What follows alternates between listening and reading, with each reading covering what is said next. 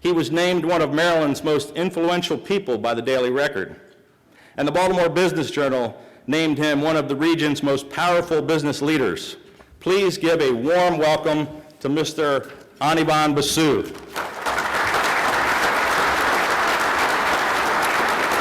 Thanks. Thank you and good morning. My name is Anirban Basu. I am an economist. Please hold any further applause. And I've been asked to talk to you about the business climate in Maryland. This should be, parenthetically, a golden era for job creation and business formation in Maryland. After all, we've just come through the base realignment round. Those jobs would be in place by September of 2011. And perhaps more importantly, the federal government last year ran a $1.1 trillion budget deficit, equivalent to 7% of GDP. And while that might be horrifying to people in Nebraska and Minnesota and other parts of the country, in Maryland it's just good business when the federal government is spending so rapidly. That's the fourth consecutive year of trillion-dollar-plus deficits.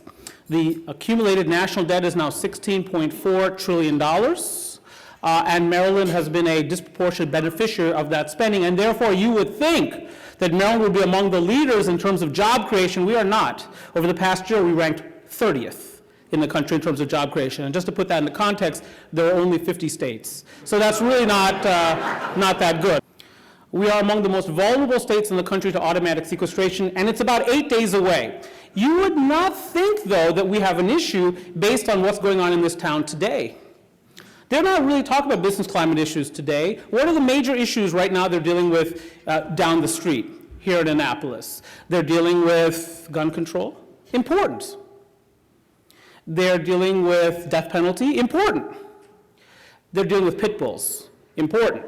If you ever run into a pit bull, you know that that's important. But nothing about the business climate, nothing about automatic sequestration and what this state is about to face. Yesterday, you might have seen a newspaper article or two about the U.S. Army warning how many jobs would be affected in Maryland by sequestration, roughly 20,000 jobs impacted one way or another. Well, that's precisely roughly the number of jobs we've added over the past year, and yet almost no discussion about that. It's less about maybe being next to Washington, D.C., and more about being on the East Coast. It's less about 495, perhaps, from an economic growth perspective, and more about the Port of Baltimore and the widening of the Panama Canal. We've got to refocus. Okay, well, what's the most dynamic industry in the U.S.? It's energy production, so let's be part of that game. Obviously, we can't be an oil producer, but we could be a producer of natural gas. Now, taxes are not everything. I appreciate there's other aspects of economic life other than taxes. The problem is this: taxes are the easiest thing to measure. If I say to you, Maryland's regulatory environment is more burdensome than Virginia's, fine. Maybe that's true, maybe it's not. It's hard to prove. But if I tell you Maryland's corporate tax rate is higher than Virginia's corporate tax rate, that's easy to prove, 8.25% versus 6%. If I tell you Maryland's retail sales tax is higher than Virginia's, 6% versus 5%, that's easy to prove. Now, actually, there's some nuances there, but set that to the side. That's what the world sees. 6% retail sales tax in Maryland, 5% in Virginia, so on and so forth. And you've got to be competitive, at least with your neighboring states. We happen to border states like West Virginia and Pennsylvania, which are hungry for economic growth, and of course Delaware with its favorable corporate laws, and then there's the Virginians. We're in a competitive part of the country, and yet we are not competitive. Now you might ask the question, well, why are we Marylanders not doing anything about it? Because we're not desperate enough yet. We haven't felt the pain yet.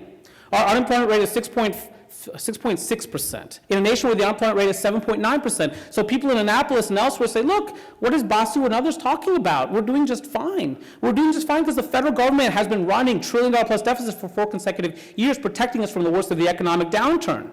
And even with that, you'd say, okay, we're at 6.6%. We should be roughly equivalent to Virginia's unemployment rate. A state most similarly situated to our own, heavily dependent upon federal government expenditures too, except that their unemployment rate is 5.5%. And all things being equal, our unemployment rate should be lower than theirs. And why do I say that? Because we are more educated than they are.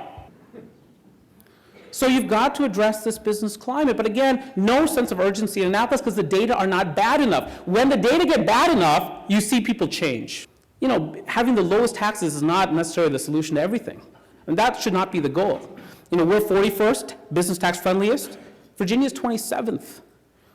We just have to be competitive. We don't have to have the lowest taxes. I love being able to say to people in other parts of the country, we're the best school system in the country. We're smarter than you are. You should listen and pay us to listen to us.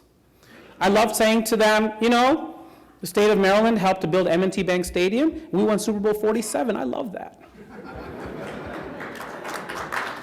There are a lot of things that are happening at the Port of Baltimore that are very positive, including a public-private partnership that allows for the port to be recapitalized in time for the widening of the Panama Canal.